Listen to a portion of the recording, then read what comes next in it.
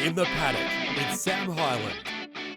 These two know what they're talking about, and let's get their tips for the big ones on Saturday. Simon, Magic Millions, 2-year-old classic. Which way are you going? I think Sunlight, the way she was prepared this time in, been fantastic. Following the Hootson program, won last Saturday. She was very correct. What about the Magic Millions, 2-year-old? Yeah, I'm sticking with the Toowoomba connection and Tony Golan with EF Troop, so it's drawn a bit wide, but hopefully he can get across and win. Got to go with my old mate Tony Golan for the, I think it's F Troop, is it? I think he's got a very good chance, and I'm hoping he wins for him. I'm going to have to go with F Troop, local horse. He was an outstanding yearling. Didn't make a lot of money, but I think they're going to have a big day on Saturday. I think that also Sunlight, just the way she did it last time, she's got the speed.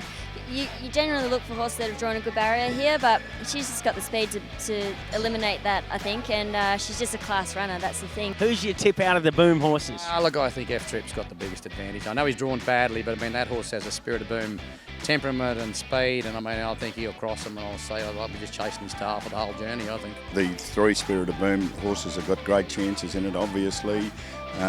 2 of them didn't fare too well in the draw, but the other filly that's come from Victoria and has won 2 races on the track, the Sunlight, is going to be very hard to beat. Tony McAvoy's filly, I think. I like Sunlight. It's been enormous its last 2 starts. Even though it's got the bad barrier, I think it overcomes it and wins. It's best bet time with the Ward brothers, and Chris, you're going to give us the winner of the 2-year-old. Well, look, it's a smart race, obviously, some high-quality runners, but I'm going to stick with F Troop, the Tony Golan horse there. He's going to need a little bit of luck in running, but I think he's got a lot of class behind him. What about in the Magic Million Guineas?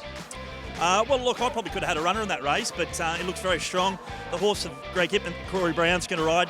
Pirata, I think it can't be beaten. I'm going with a horse called Goodfella in the Guineas. I think drawn down in barrier 6, Bjorn Baker, great trainer. I think, could be one a little bit of odds. I'm a fan of Goodfella.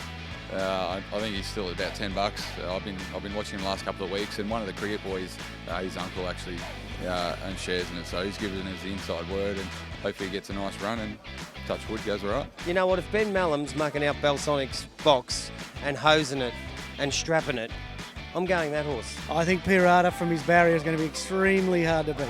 We've got one of our own runners in there in Smart Edge, but he's certainly drawn the car park, barrier reserved for the Southerners. So I guess we're going to need a little bit of luck. So I think I'd probably have to look at Pirata, given the preparation it's had in Queensland, hasn't put a foot wrong and drawn nicely and should get all the favours. Yeah, Belsonic. Yeah, Jason Warren's got it flying at the moment, so I wouldn't be surprised if it gets back and runs on. Bit of value there, punters.